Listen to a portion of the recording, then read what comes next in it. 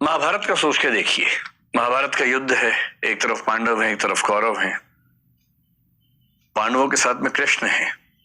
नैतिकता के लिए जरूरी है कि पांडव जीतें और कृष्ण इस पूरी योजना के साथ वहां पर हैं। पर पांडव जीत नहीं पा रहे, जिसके कई कारणों में से एक ये है कि कौरवों की सेना में द्रोणाचार्य भी हैं, उनका पुत्र अश्वत्थामा भी है। द्रोणाचार्य गुरु तो पांडवों के भी हैं, कौरवों के भी हैं, पर वो राजधर्म का पालन कर रहे हैं क्योंकि वो जिस राज्य के साथ हैं उसके साथ खड़े हैं।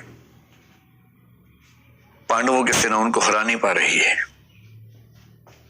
और अंत में कृष्ण को समझ में आता है कि पांडवों को जितवाने के लिए कुछ कूटनीति का सहारा लेना होगा। कृष्ण कूटनीति के शिखर हैं। वो युधिष्ठिर से एक बात कहते हैं, पर युधिष्ठिर तैयार नहीं है एक गलत बात कहने के लिए। और अंत में कृष्ण अपनी पूरी कूटनीतिक ताकत का इस्तेमाल करके सिचुएशंस बनाते हैं।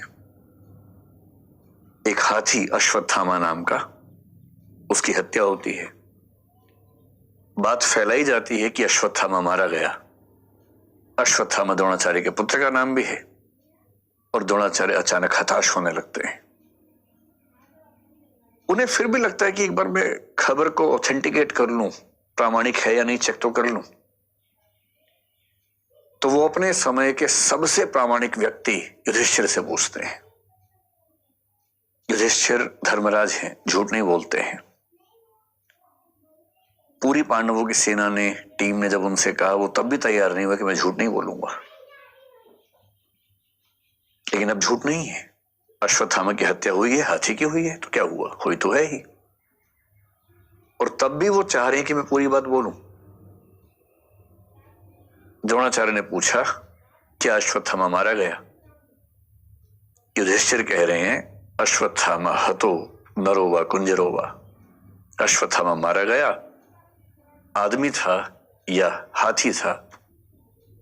लेकिन जैसे ही नरो वा कुंजरो वा कह रहे हैं, ठीक उसी क्षण में बहुत तेज शंख बजता है कृष्ण का, और उस शंख की आवाज में द्रोणाचार्य सुन नहीं पाते पूरी बात। और क्योंकि वो सुनते हैं सिर्फ इतना कि अश्वत्थामा मारा गया, वो हताश हो जाते हैं, हथियार छोड़ देते हैं, युद्ध भूमि में जमीन पर टिक के बैठ जाते हैं। और इसी क्षण का फायदा उठा के धृष्टद्युम्न उनकी हत्या कर देता है।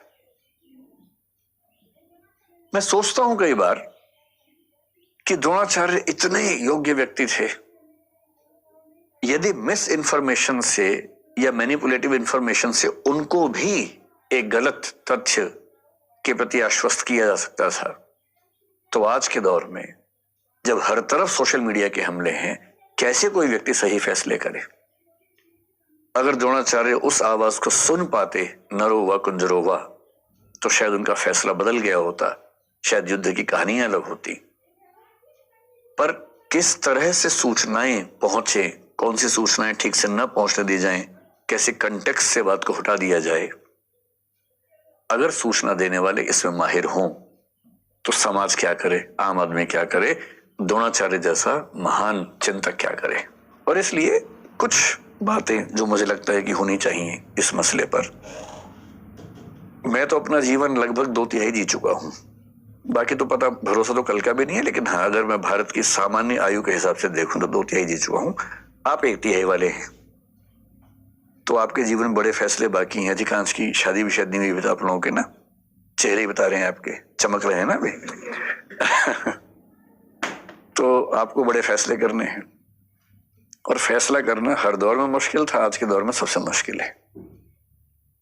तो कुछ सावधानियां कि जब आप फैसला करें जिंदगी में, तो किन सावधानियों को बरतें ताकि गलतियां कम से कम हो। गलतियां उसके बाद भी होंगी, कौन है जो गलती नहीं करता है फैसले में? सब करते हैं, आप भी करेंगे, पर गलतियां कम हो, सही फैसले ज्यादा हों।